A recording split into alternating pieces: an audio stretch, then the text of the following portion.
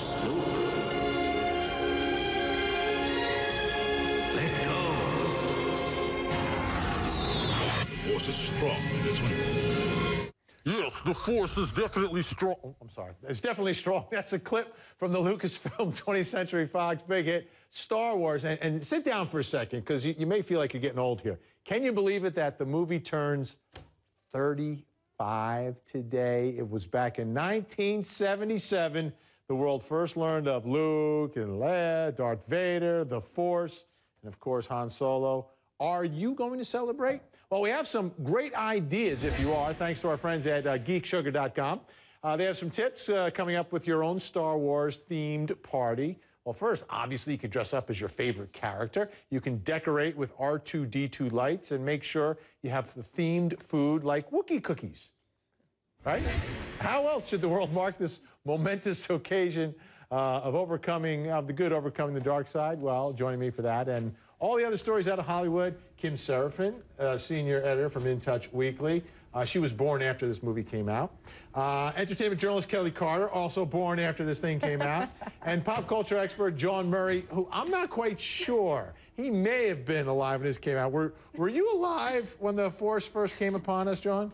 You know, I never really talk about my age, but I'm the exact same age as this movie. Okay. Well, happy birthday to you as well. Are you going to get together with all your friends like you normally do on Saturday night and have a Star Wars party? Absolutely not, Vinny. I'm a lot more cooler than that. You know, can you believe that, Kelly? He said Star Wars isn't cool. Come on, Do you remember the special effects in that movie? Vinny, the movie is cool, Vinny. I have better things to do with my friends than to, have Star Wars parties. Okay, all right. I know you got a Harry Potter event you're going to this weekend. There you go, Vinny. Now you're talking my language. All right, Kim, tell us how significant this all is. 35 years of Star Wars, and they're still making money, because I know when I go to this toy store with my kids, they're looking for, not kids, but my youngest, is looking for some form of something Star Wars, and I can't believe it.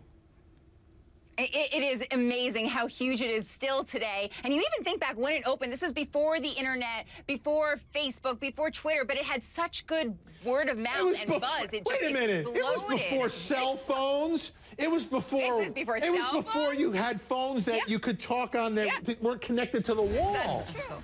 35 years ago, we didn't have anything. We didn't have cable TV. I am going to go celebrate. I didn't have cable TV 35 years ago. That's right. There were like 3 or 4 channels, right? Were you ever a Star Wars fan? Did you ever buy the figurines? No, but I played with an Ewok village that a friend of mine who lived up the street had when I was a kid. And that's about as close as I got to it. That said, I love Star Wars, though. Yeah. I mean, I may or may not have taken some packets. I never watched it as a child. I never watched it as a child, but I watched it in order with my oldest son, and we kind of learned about it together. And then my youngest is just all over it. All right, our next story. Can I also say it's also Geek Pride Day today? It's also Geek Pride Day today, so it's a good day to celebrate your Star Wars fanaticism. I wonder if that's a coincidence. I have a little... Of course it is, Vinny. Of course it is. Just a coincidence. All right, our next story. Is P. Diddy broke? You know who I'm talking about, right? Sean P. Diddy, formerly known as Sean Puffy Combs, a hip-hop guy.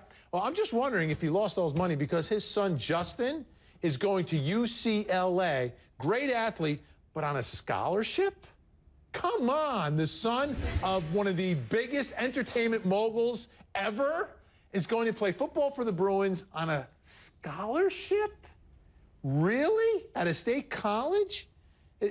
Does he need the scholarship? He doesn't need the scholarship. Look, but the scholarship signals a sense of accomplishment, though. Yes, I get it. And then you say, give it to someone who needs it, no? Now, I don't know if that's a possibility with an NCAA rules and all that good stuff. But I think, from Sean's vantage point, his son achieved something, academic excellence and athletic excellence as well. Exactly, and so to be awarded he could pay for his kid to go to college on the moon if he wanted to.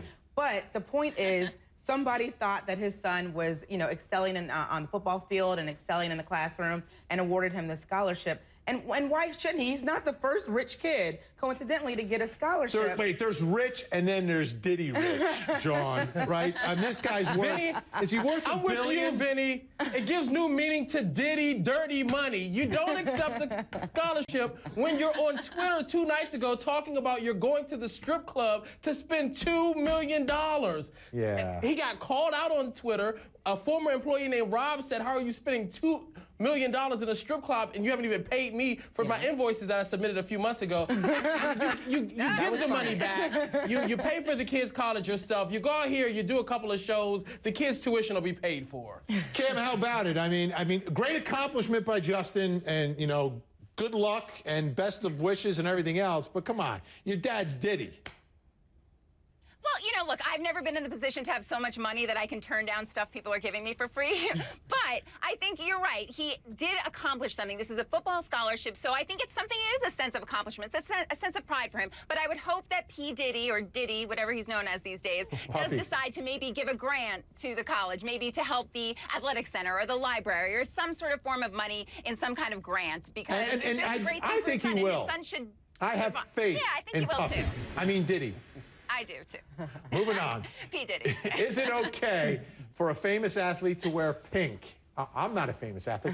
You may have noticed I'm pretty partial to pink, but Dwyane Wade is apparently getting hammered over it. The Miami Heat guard defended his fashion choices last night after Game 6 of oh my goodness, after Game 6 of the playoffs. The pink is a little more of a fuchsia there. And are those skinny jeans, too, that he's wearing on top of that? It's very Will.I.am. Yeah. It's very Will.I.am. Do you think he pulled it off? You know when what? he put them on? You know what? He pulled it off. He's Dwyane Wade. I mean, are you going to actually Wait, what color is Jawn wearing? Exactly. Jawn, I think exactly. what color are you wearing? Exactly. I dress for the occasion, Vinny. Come on. Dwyane Wade can't be the only man wearing pink. Somewhere I heard that real men wear pink, Vinny. So I know you like it. I'm wearing it today. I wear pink, too. But yours is actually closer to Dwyane Wade pink, whereas mine... Look, Dwyane Wade has been on GQ magazine, and I'm not Joan Rivers, and this isn't the fashion police. But look, it's the color trend of the season. Come on, man, put on your pink pants. Yeah. Kim, can you verify that he's not Joan Rivers? Because I've never seen Joan Murray and Joan Rivers together. Look, my face moves, Vinny. Look. Oh my gosh. Kim, are you a fan of the fuchsia pants? I was going to ask everyone. I was going to ask everyone to stand up so I could see what color pants everyone is wearing. They are very trendy. See my pants? John is right. They are very trendy this season. Red pants, fuchsia pants. There you go. All right. All right. We got more to talk about, folks. Do you recognize this guy from NBC's The Office? Take a look at him. There he is. His next role will be playing Casey Anthony's attorney, Jose Baez. Hear what he has to say about playing that role.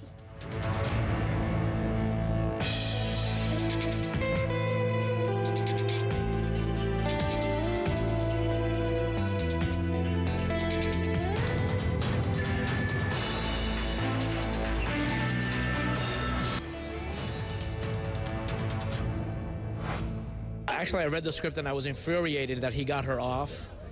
This woman, it's a disaster. But anyway, it's a lawyer part. It's a great part. For me, the best part is playing opposite Rob Lowe. I don't know Rob Lowe, and I'm a big fan of his, so that'll be great. Do you think you'll get to meet Baez and maybe, speak with him and get any research done by meeting him personally? I don't think so, but he's a lawyer. I don't know how much research. I'm not playing his life. I'm playing him in the courtroom. So I watched a couple of clips, but maybe I will, but I don't know. Were you familiar with the case when it was going on? I heard what happened, and I didn't follow the case because I took it for granted that they would throw the book at her and she'd be gone forever. I just took it for granted, so I didn't follow the case. I had no idea what happened, and it's just messed up. I guess if there's something to be learned is if you want to murder someone, go to Florida. Wow. That's Oscar Nunez. He's the man who's been chosen to play Jose Baez in the Lifetime TV movie about Casey Anthony called Prosecuting Casey Anthony. And the question is, will he make a good Jose Baez? My guests are back with me. The one shocking thing, Kim Seraphin, was didn't follow the trial at all. And, entertainers, they can be home during the day, so they have time sometimes to watch our trials here on television. But interesting that it sounds like he wants the prosecutor, not defender in the movie.